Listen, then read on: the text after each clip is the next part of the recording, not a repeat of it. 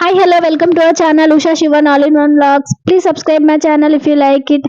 ఈ రోజైతే నేను రొయ్యల కూర చేస్తున్నానండి. రొయ్యలు అసలు సీ ఫుడ్లో ఇష్టపడిన వాళ్ళు ఎవ్వరూ ఉండరండి. చాలా చాలా ఎమ్మీ టేస్ట్ ఉంటుంది రొయ్యల కూర.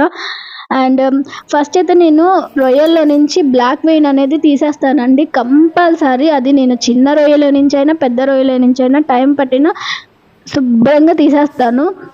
అప్పుడే చాలా టేస్టీగా అండ్ అసలు అది హెల్త్కి కూడా బాగుంటుంది. అది ఉంటే అసలు బాగోదు.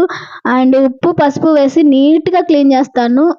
సీ ఫుడ్ అనేది కొంచెం నీచు వాసన వస్తుంది కాబట్టి మనం పసుపు ఉప్పు వేసి చాలా శుభ్రంగా ఒక 2-3 టైమ్స్ నీట్గా క్లీన్ చేసుకోవాలి.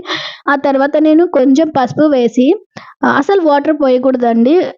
వాటర్ పోయకుండా కొంచెం పసుపు వేసి స్టవ్ మీద పెట్టాలండి. అప్పుడే వాటర్ అనేది ఆటోమేటిక్గా రొయ్యలో నుంచి ఇనుకుతాయి అన్నమాట. అదే వాటర్ వచ్చేస్తాయి ఆటోమేటిక్గా రొయ్యలో నుంచి. చూడండి, ఇక్కడ నేనైతే పసుపు వేసి అసలు ఒక్క డ్రాప్ వాటర్ కూడా వేయలేదు, అంతే పెట్టాను. వాటర్ చూడండి ఎంత వచ్చేసాయో. వాటర్ అనేది ఆటోమేటిక్గా వచ్చి ఉడికేస్తాయి అన్నమాట. ఇట్లా మనం వాటర్ అనేది అంతా ఇనికిపోయే వరకు ఉంచేసి తీసి పక్కన పెట్టుకోవాలి. తర్వాత ఒక ప్యాన్ తీసుకొని కొంచెం అంటే కొంచెం మెంతులు వేసుకొని కరివేపాకు వేసుకోవాలండి.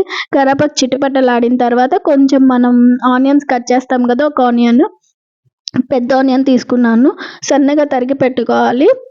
ఆనియన్ వేసుకోవాలి. తర్వాత ఒక 1/2 టేబుల్ స్పూన్ జింజర్ పేస్ట్ వేసానండి.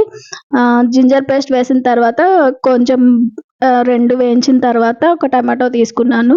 టమాటో వేసిన తర్వాత ఉప్పు వేసానండి.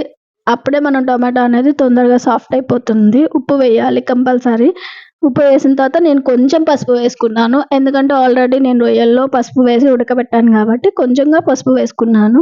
తర్వాత రొయ్యలు వేసానండి. రొయ్యలు వేసిన తర్వాత ఆయిల్లో కొంచెం సేపు మనం వేయించాలన్నమాట.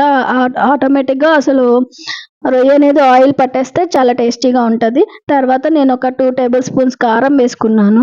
కారం అనేది మన ఇష్టం అండి. స్పైసీగా తినేవాళ్ళు కొంచెం ఎక్కువ, లేకపోతే కొంచెం తక్కువగా వేసుకోవచ్చు. తర్వాత వాటర్ పోసానండి. వాటర్ పోసిన తర్వాత ఇలా కూర అనేది దగ్గరకు రావాలి. దగ్గర పడిన తర్వాత ఇలా తయారవుతుంది టేస్టీగా ఎమ్మీగా.